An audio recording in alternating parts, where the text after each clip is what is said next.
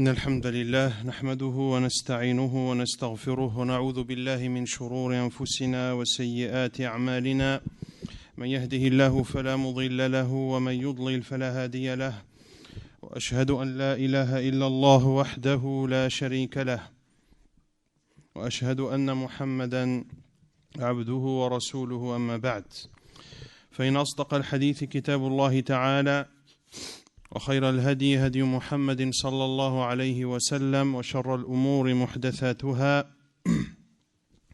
وكل محدثة بدعة وكل بدعة ضلالة وكل ضلالة في النار أما بعد.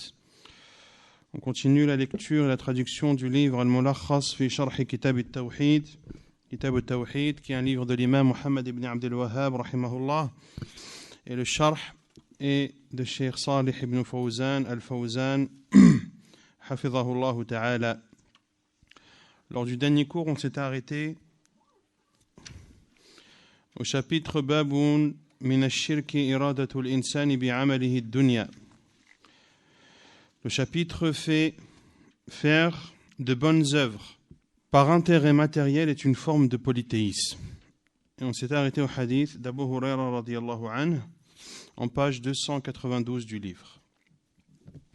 قال المؤلف رحمه الله: وفي الصحيح عن أبي هريرة رضي الله عنه قال: قال رسول الله صلى الله عليه وسلم: تعس عبد الدينار، تعس عبد الدرهم، تعس عبد الخميصة، تعس عبد الخميلة، إن أعطي رضي وإن لم يعط سخط، تعس وانتكس، وإذا شيك فلا انتقش، طوبى لعبد آخذ بعنان فرسه في سبيل الله أشعث رأسه مغبرة قدماه، إن كان في الحراسة كان في الحراسة، وإن كان في الساقة كان في الساقة، إن استأذن لم يؤذن له، وإن شفع لم يشفع.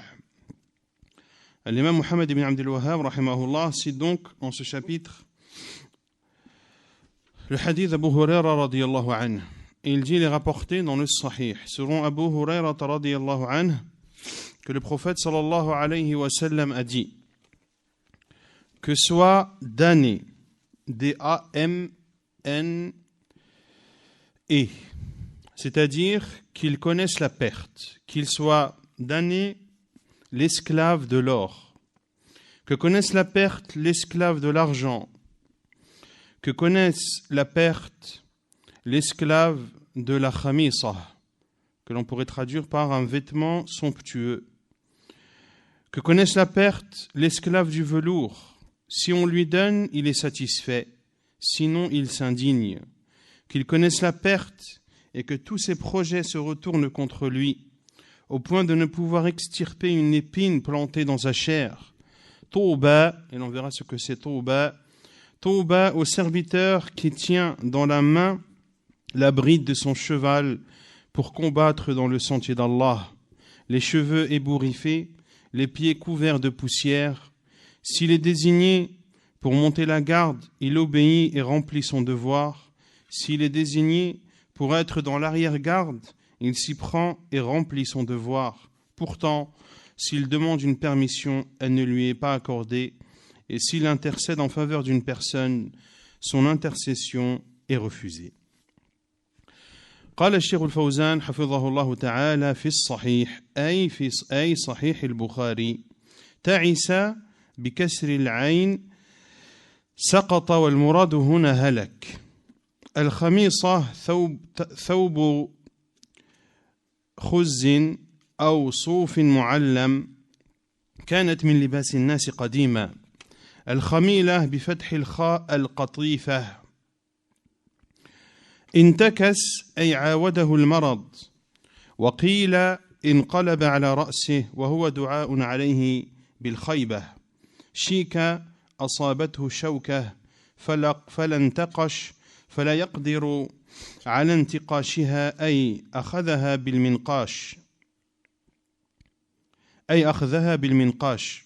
طوبى اسم للجنة أو شجرة فيها. عنان بكسر العين سير اللجام في سبيل الله أي جهاد المشركين. أشعث رأسه صفة لعبد مجرور بالفتحة نيابة عن الكسرة لأنه ممنوع من الصرف ورأسه فاعل ومعناه أنه ثائر الرأس شغله الجهاد عن التنعم بالادهان وتسريح الشعر. مغبرة قدماه صفة ثانية لعبد وقدماه فاعل أي علقهما الغبار والتراب بخلاف المترفين المتنعمين. الحراسة بكسر الحاء أي يكون في حماية الجيش غير مقصر ولا غافل. في الساقة أي يكون في آخر الجيش لأنه يقلب نفسه في مصالح الجهاد. إن استأذن أي للدخول على الأمراء لم يؤذن له لأنه لا جاه له عندهم لكونه لا يقصد بعمله الدنيا والتزلف إلى الأمراء. وإن شفع أي ألجأته الحال إلى أن يتوسط في أمر يحبه الله ورسوله من قضاء حوائج الناس لم يشفع بفتح الفاء المشددة أي لم تقبل شفاعته عند الأمراء ونحوهم. Donc Cheikh Al-Fawzan hafidhahullah explique les différents termes du hadith. Fi sahih, dans le sahih, c'est-à-dire dans le sahih de l'imam al-Bukhari, lorsque le prophète sallallahu alayhi wa sallam dit Ta'isa abdud dinar, que connaissent la perte, Ta'isa, c'est-à-dire qu'il tombe. Et ce qui est voulu par cette parole qu'il tombe, c'est-à-dire qu'ils connaissent la perte. Al-Khamisa, l'esclave de la Khamisa, que l'on a traduit par le vêtement somptueux. Al-Khamisa, c'est un vêtement de soie ou un vêtement de laine avec des traits. Et cela faisait partie des vêtements des gens à l'époque. Al-Khamila, qui est Al-Qatifa en arabe, qui n'est autre que le velours. Intakas, parce que le prophète sallallahu alayhi wa sallam a dit Ta'isa wa intakas, qui connaissent la perte. Wa intakas, et que ses projets se retournent contre lui. Intakas, c'est-à-dire que la maladie revienne à lui. Et il est dit également que le sens de intakas, c'est-à-dire qu'il se retourne contre lui. C'est donc une invocation du prophète sallallahu alayhi wa sallam contre cette personne afin qu'elle connaisse la perte. Wa idha shika falantaqash. Idha shika, c'est-à-dire lorsqu'une épine le touche et le pique. Falantaqash, c'est-à-dire qu'il n'a pas la possibilité d'enlever cette épine. Il ne peut pas la retirer avec une pointe, par exemple. Touba, qui est un des noms du paradis, ou alors c'est un arbre du paradis. Inanu, lorsque le prophète sallallahu alayhi wa sallam a dit Touba li'abdin akhidhin bi'inani farasihi. Al-inan, c'est la partie du harnais d'un cheval qui sert à le diriger. Car le harnais est constitué de plusieurs parties et al-inan, c'est la partie que l'on saisit afin de diriger le cheval lorsqu'il doit aller à droite ou à gauche, par exemple. Fi sabilillah, celui qui saisit le harnais de son cheval dans le sentier d'Allah, c'est-à-dire lorsqu'il combat les polythéistes. Ash'atha ra'suh, ceci est un adjectif de l'esclave. Ash'atha ra'suh, les cheveux ébouriffés. Et le sens de cela est que cet homme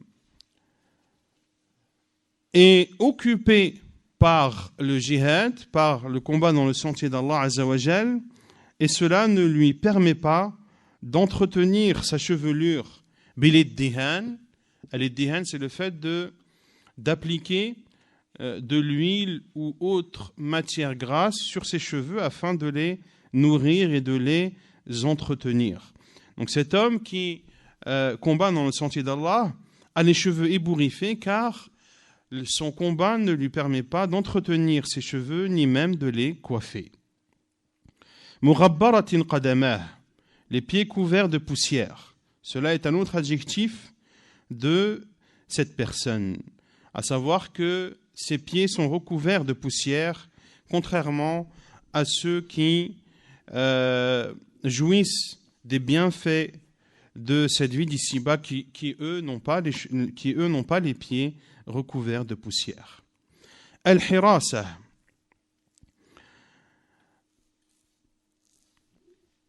S'il est désigné pour monter la garde, c'est-à-dire monter la garde de l'armée, de telle façon qu'il ne manque pas à son devoir et que durant sa garde, il ne fait pas preuve d'insouciance. Et lorsqu'il est dans l'arrière-garde, as-saqa qui est la fin de l'armée, c'est-à-dire l'arrière-garde. Car cet homme passe d'un poste à un autre, le tout pour le bien de ce combat dans le sentier d'Allah. In ista'dhana,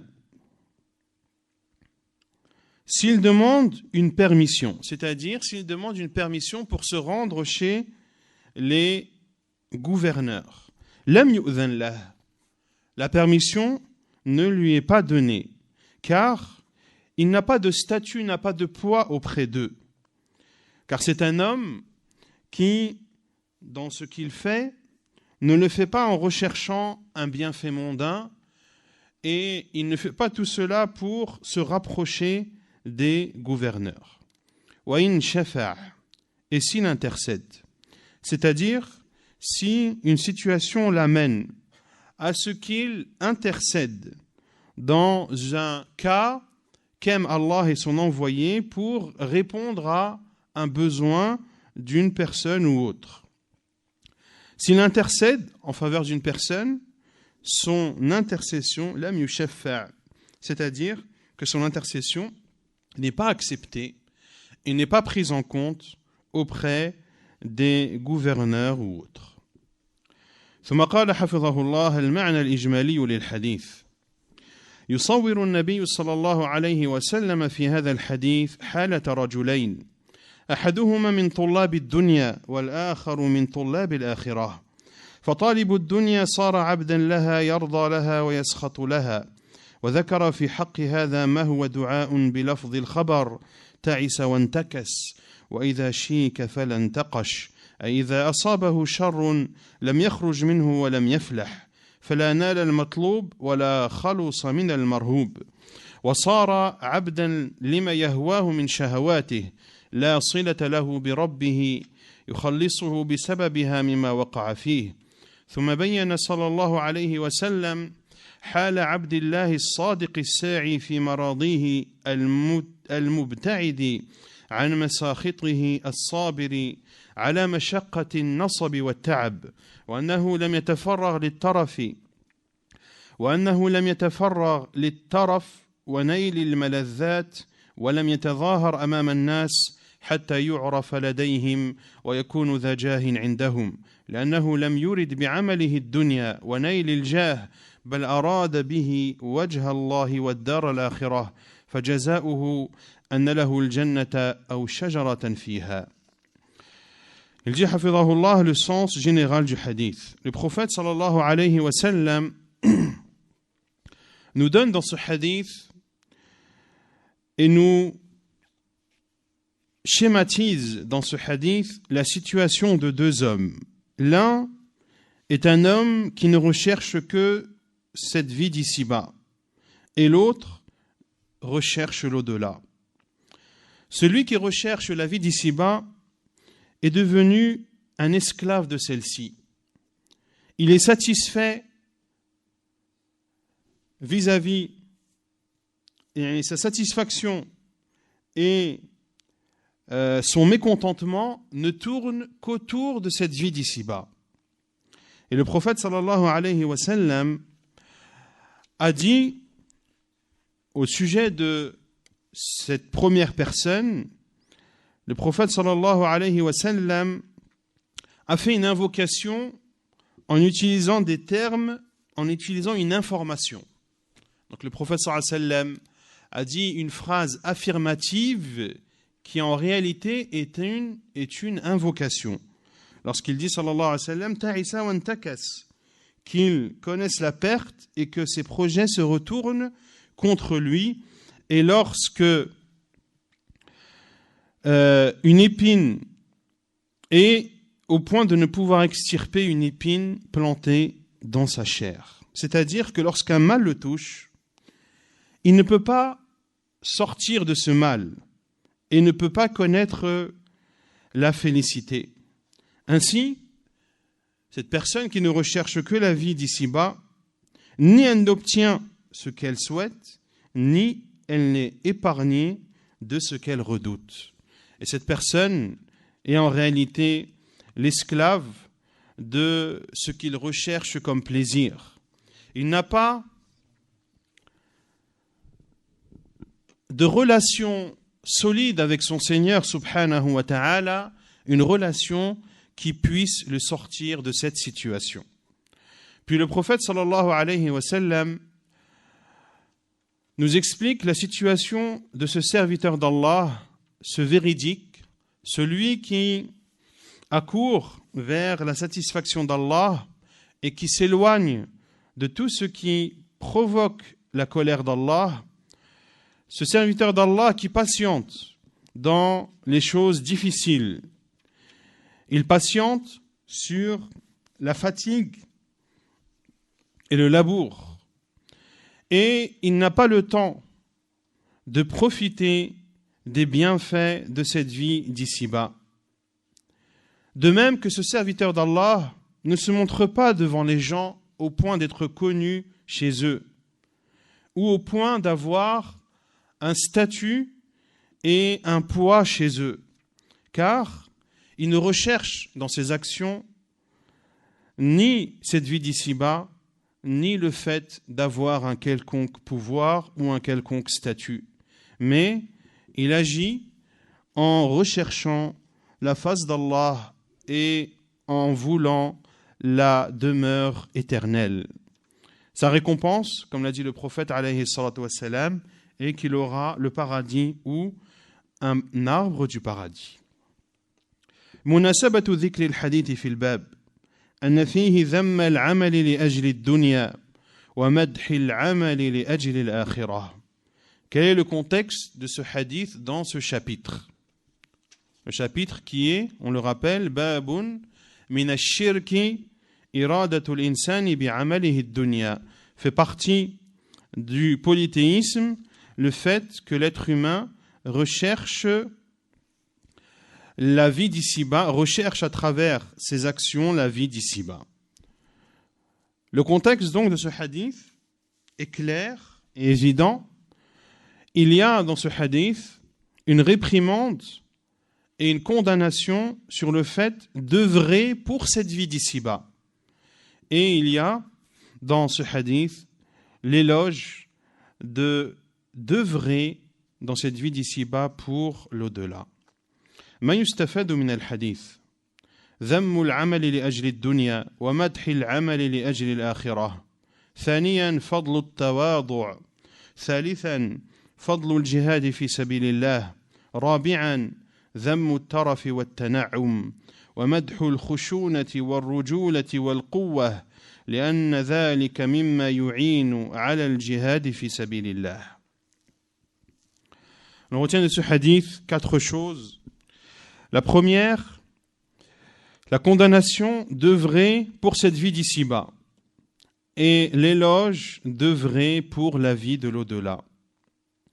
Deuxièmement, on retient de ce hadith le mérite de la modestie. Troisièmement, le mérite du combat dans le sentier d'Allah. Quatrièmement, la condamnation de at-taraf wa at-tana'um, qui est le fait de jouir des plaisirs futiles de cette vie d'ici-bas.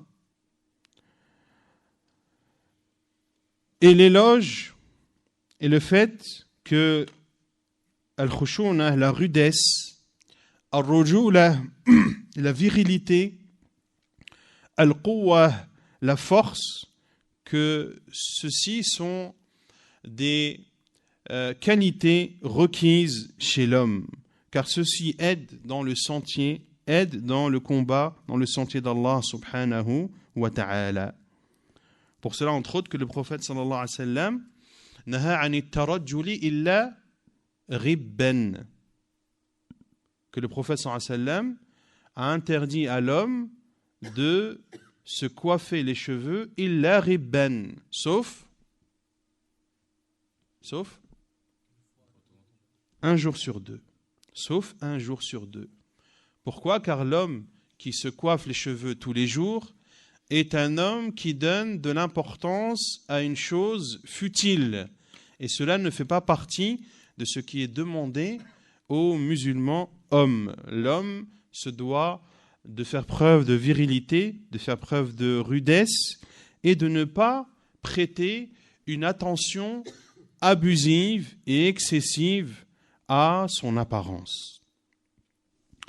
ثم قال المؤلف رحمه الله باب من أطاع العلماء والأمراء في تحريم ما أحل الله أو تحليل ما حرم الله فقد اتخذهم أربابا. Puis l'auteur rahimahullah, l'imam Muhammad ibn Abdel Wahhab, ouvre le chapitre Baboun, le chapitre obéir aux savants et aux gouvernants dans l'interdiction de ce qu'Allah a rendu permis et dans la permission de ce qu'Allah a interdit, revient à les considérer comme des seigneurs en dehors d'Allah. وقال ابن عباس يوشك أن تنزل عليكم حجارة من السماء أقول قال رسول الله صلى الله عليه وسلم وتقولون قال أبو بكر وعمر. Puis il cite le athar d'Abdullah ibn Abbas radiyallahu anhu lorsqu'il dit « Peu s'en faut que des pierres tombent du ciel et que ne s'abattent sur vous, peu s'en faut que des pierres tombent du ciel et ne s'abattent sur vous. Je vous dis, le prophète sallallahu alayhi wa sallam a dit, et vous me répondez, Abu Bakr et Omar ont dit, مناسبة ذكر هذا الباب في كتاب التوحيد لما كانت الطاعة من أنواع العبادة نبه المصنف رحمه الله بهذا الباب على وجوب اختصاص الخالق تبارك وتعالى بها وأنه لا يطاع أحد من الخلق إلا إذا كانت طاعته في غير معصية الله. Quel est le contexte de ce chapitre dans le livre du Tawhid, dans Kitab al-Tawhid? Il dit, Cheikh al-Fawzan, hafidhahullah, parce que l'obéissance est une forme d'adoration à Allah Azza wa Jal, l'auteur, l'imam Muhammad ibn Abdel Wahhab, rahimahullah, a voulu alerter à travers ce chapitre de l'obligation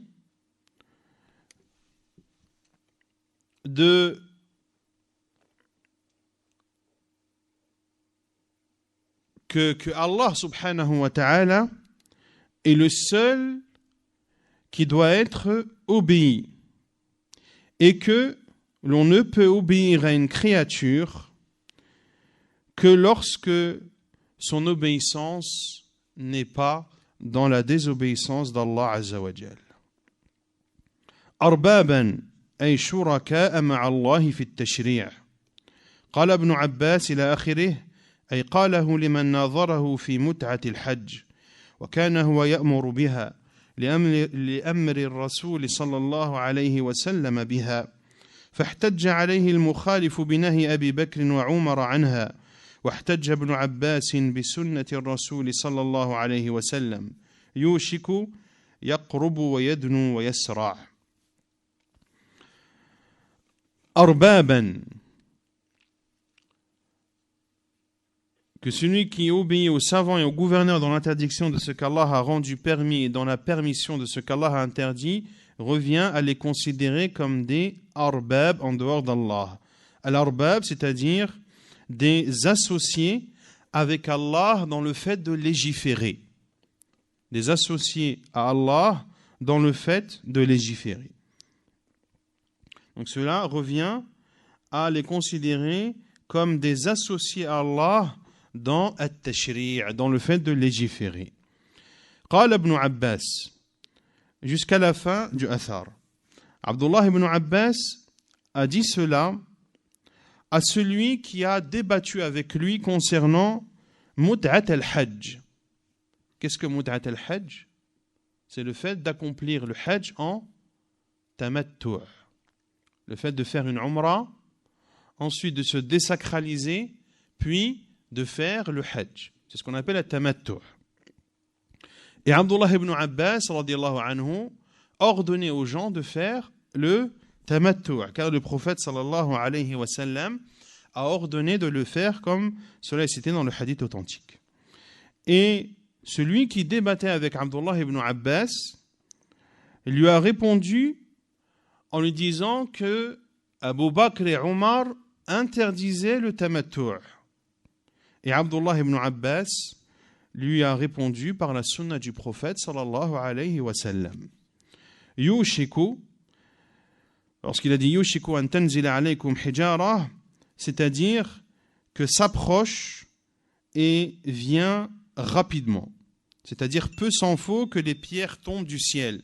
C'est-à-dire que ces pierres sont proches et arrivent à toute vitesse. المعنى الإجمالي للأثر أن ابن عباس رضي الله عنهما يتوقع أن ينزل الله عقوبة من السماء عاجلة شنيعة بمن يقدم قول أبي بكر وعمر رضي الله عنهما على قول رسول الله صلى الله عليه وسلم لأن الإيمان بالرسول صلى الله عليه وسلم يقتضي متابعته وتقديم قوله على قول كل أحد كائنا من كان. Le sens général de ce athar, Abdullah ibn Abbas radiyallahu anhuma pensait qu'Allah subhanahu wa ta'ala allait faire descendre des cieux un châtiment horrible et rapide sur celui qui fait précéder la parole d'Abu Bakr et de Omar radiyallahu anhuma devant la parole du prophète sallallahu alayhi wa sallam. Car la foi au prophète sallallahu alayhi wa sallam implique de le suivre et de faire précéder sa parole sallallahu alayhi wa sallam devant la parole de toute autre personne. Munasabatu dhikrihi fil bab أنه يدل على تحريم طاعة العلماء والأمراء فيما خالف هدي الرسول صلى الله عليه وسلم وأنها موجبة للعقوبة. Quel est le contexte de ce chapitre, de ce hadith afwan, dans ce chapitre? Ce hadith prouve l'interdiction d'obéir aux savants et aux gouverneurs dans ce qui contredit la voie du prophète sallallahu alayhi wa sallam, et que le fait de les obéir dans cela oblige le châtiment. ما يستفاد من الأثر أولا وجوب تقديم قول الرسول صلى الله عليه وسلم على قول كل أحد. ثانيا أن مخالفة هدي الرسول صلى الله عليه وسلم توجب العقوبة. On retient de ce athar deux choses. La première, l'obligation de faire précéder la parole du prophète sallallahu alayhi wa sallam devant la parole de toute autre personne. Deuxièmement, que celui qui contredit la voix du prophète sallallahu alayhi wa sallam mérite le châtiment. ثم قال رحمه الله وقال أحمد بن حنبل عجبت لقوم عرفوا الإسناد وصحته يذهبون إلى رأي سفيان والله تعالى يقول فليحذر الذين يخالفون عن أمره أن تصيبهم فتنة أتدري ما الفتنة؟ الفتنة الشرك لعله إذا رد بعض قوله أن يقع في قلبه شيء من الزيغ فيهلك. Puis l'auteur, rahimahullah, cite la parole de l'imam Ahmad, rahimahullah ta'ala, lorsqu'il dit « Je n'aurai de cesse de m'étonner des personnes qui connaissent les chaînes de rapporteurs et leur authenticité, mais qui pourtant se limitent à l'avis de Sufyan, alors qu'Allah Azza wa Jal dit que ceux qui s'opposent à son commandement prennent garde d'une épreuve, prennent garde qu'une épreuve ne les atteigne ou que ne les atteigne un châtiment douloureux. Sais-tu quelle est cette épreuve? C'est le polythéisme. Il se peut qu'un individu qui rejette certaines paroles du prophète sallallahu alayhi wa sallam voit une perversion naître dans son cœur et ceci le perdra. At-Tarajim, les biographies. Ahmad huwa l'imam Ahmad ibn Muhammad بن حنبل مات سنة 41 بعد 200 رحمه الله. ثانيا سفيان وهو أبو عبد الله سفيان ابن سعيد الثوري الإمام الزاهد العابد الثقة الفقيه مات سنة 61 بعد 100 رحمه الله. قال أحمد أي لما قيل له إن قوما يتركون الحديث ويذهبون إلى رأي سفيان أو غيره من الفقهاء عرفوا الإسناد وصحته أي عرفوا صحة إسناد الحديث لأن صحة الإسناد تدل على صحة الحديث يخالفون عن أمره أي أمر الله أو الرسول صلى الله عليه وسلم وعدي الفعل بعن لتضمنه معنى الإعراض أن تصيبهم فتنة محنة في الدنيا أو تصيبهم عذاب أليم أو يصيبهم عذاب أليم في الآخرة لعله أي الإنسان الذي تصح عنده سنة الرسول صلى الله عليه وسلم إذا رد بعض قوله أي قول النبي صلى الله عليه وسلم من الزيغ أي العدول عن الحق وفساد القلب. Cheikh al-Fawzan, hafidhahullah, dit At-Tarajim, les biographies. Ahmed, qui est l'imam Ahmed ibn Muhammad bin Hanbal, qui est décédé en l'an 241 de l'Hégire, rahimahullah ta'ala. Deuxièmement, Sufyan, qui est Abu Abdillah Sufyan ibn Sa'id al-Thawri, l'imam, l'ascète, l'adorateur, le digne de confiance, le juriste, rahimahullah ta'ala, qui est mort en l'an 161 de l'Hégire. Qala Ahmed. Ahmed a dit, c'est-à-dire lorsqu'il lui a été dit que des personnes délaissent le hadith et adoptent l'avis de Sufyan ou d'autres parmi les juristes. Arafu al-isnada wa sihhatah, qui connaissent les chaînes de rapporteurs et leur authenticité. C'est-à-dire que ces personnes connaissent l'authenticité de la chaîne de transmission, car l'authenticité de la chaîne de transmission prouve l'authenticité du hadith. Yukhalifuna an amrih, que prennent garde ceux qui s'opposent à son commandement, c'est-à-dire au commandement d'Allah ou au commandement du prophète sallallahu alayhi wa sallam. Et le verbe khalafa a été suivi de an. فَلْيَحْذَرِ الَّذِينَ يُخَالِفُونَ عَنْ أَمْرِهِ. Ceci pour exprimer le sens du détournement. Car an, lorsqu'il suit le verbe khalafa, prouve que la personne se détourne. Et là, en l'occurrence, elle se détourne du commandement d'Allah ou du commandement de son prophète sallallahu alayhi wa sallam. An tusibahum fitna, que ne les atteigne une épreuve, c'est-à-dire une épreuve dans cette vie d'ici-bas. Aw yusibahum adhabun alim, ou que ne les atteigne un châtiment douloureux, c'est-à-dire dans l'au-delà. La'allahu, lorsque l'imam Ahmed a dit la'allahu, c'est-à-dire lorsque l'être humain, pour qui la sunna du prophète sallallahu alayhi wa sallam est authentique, idha radda ba'da qawlihi, qui rejette certaines de ses paroles, c'est-à-dire certaines des paroles du prophète sallallahu alayhi wa sallam.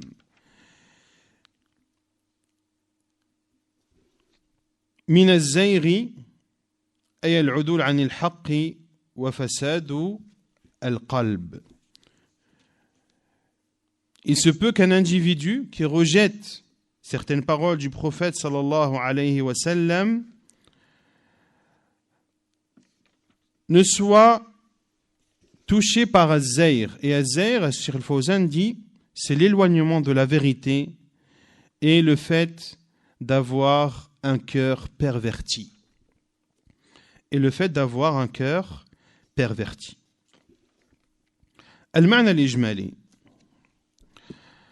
ينكر الإمام أحمد على من يعرف الحديث الصحيح عن رسول الله صلى الله عليه وسلم ثم بعد ذلك يقلد سفيان أو غيره فيما يخالف الحديث ويعتذر بالأعذار الباطلة ليبرر فعله مع أن الفرض والحتم على المؤمن إذا بلغه كتاب الله تعالى وسنة رسوله صلى الله عليه وسلم وعلم معنى ذلك في أي شيء كان أن يعمل به ولو خالفه من خالفه فبذلك أمرنا ربنا تبارك وتعالى وأمرنا نبينا صلى الله عليه وسلم ثم يتخوف الإمام أحمد على من صحت عنده سنة رسول الله صلى الله عليه وسلم ثم خالف شيئا منها أن يزيغ قلبه فيهلك في الدنيا والآخرة ويستشهد بالآية المذكورة ومثلها في القرآن كثير كقوله تعالى فلما زاغوا أزاغ الله قلوبهم. Le sens général de ce athar ou de cette parole de l'imam Ahmad rahimahullah. Il dit, Cheikh al-Fawzan hafidhahullah, l'imam Ahmad rahimahullah condamne celui qui connaît le hadith authentique du prophète sallallahu alayhi wa sallam, puis après sa connaissance du hadith authentique, imite Sufyan ou autres parmi les juristes qui ont contredit ce hadith. Et il utilise, c'est-à-dire celui qui délaisse le hadith du prophète sallallahu alayhi wa sallam, utilise des excuses qui sont fausses et non valables, afin de rendre son acte licite. Alors que ce qui est connu et ce qui est le devoir du croyant, lorsque le livre d'Allah Azza wa Jal lui parvient, ou lorsque lui parvient la sunna du prophète sallallahu alayhi wa sallam, et qu'il en connaît le sens, eh bien il se doit de le mettre en pratique, même si il est contredit par quelques personnes que ce soit. Ainsi nous a ordonné Allah Azza wa Jal, et ainsi nous a ordonné le prophète sallallahu alayhi wa sallam. Puis l'imam Ahmad redoute que celui chez qui la sunna du prophète sallallahu alayhi wa sallam, une sunna du prophète sallallahu alayhi wa sallam est authentique, puis la contredit, il redoute que son cœur ne se dévie de la vérité et qu'il connaisse la perte dans cette vie d'ici-bas et dans l'au-delà. Et il utilise pour preuve la parole d'Allah Azza wa Jal فَلْيَحْذَرِ الَّذِينَ يُخَالِفُونَ عَنْ أَمْرِهِ أَنْ تُصِيبَهُمْ فِتْنَةٌ أَوْ يُصِيبَهُمْ عَذَابٌ أَلِيمٌ. Et il y a dans le Coran beaucoup d'autres versets qui vont dans ce sens, comme la parole d'Allah Azza wa Jal dans Surat As-Saff, le verset 5, فَلَمَّا زَاغُوا أَزَاغَ اللَّهُ قُلُوبَهُمْ. Quand ils dévièrent, Allah fit dévier leur cœur.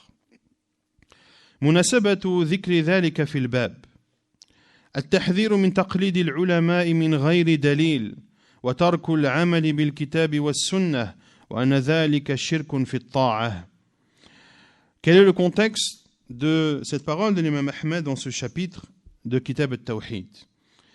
Le contexte est clair, à savoir la mise en garde contre le fait de suivre aveuglément les savants sans preuve et le fait de délaisser la mise en pratique du Coran et de la Sunna, et que cela fait partie et que cela est une forme d'association dans l'obéissance.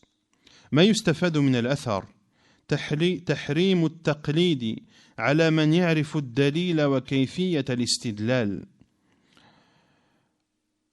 ثانيا جواز التقليد لمن لا يعرف الدليل بأن يقلد من يثق بعلمه ودينه من أهل العلم. On retient de ce athar de l'imam Ahmed deux choses. La première, l'interdiction de suivre aveuglément les savants pour celui qui connaît les dalils et qui sait comment les comprendre. Deuxièmement, l'autorisation de suivre les savants pour celui qui ne connaît pas les dalils, à savoir de suivre celui parmi les savants qui sont dignes de confiance dans leur science et dans leur religion. Dans leur science et dans leur religion. Donc il faut différencier entre celui qui connaît les dalils et qui sait comment les comprendre et celui qui ne connaît pas les dalils et qui ne sait pas comment les comprendre. Le premier, il ne lui est pas autorisé de suivre les savants sans preuve, car il a accès à ces preuves, il connaît ces preuves et il a la capacité de les comprendre. Quant à celui qui n'a pas accès aux preuves, et celui qui a accès aux preuves mais ne peut pas les comprendre, alors il lui est autorisé de suivre celui parmi les savants en qui il a confiance dans sa science et dans sa religion. ونكتفي بهذا القدر وسبحانك اللهم وبحمدك أشهد أن لا إله إلا أنت أستغفرك وأتوب إليك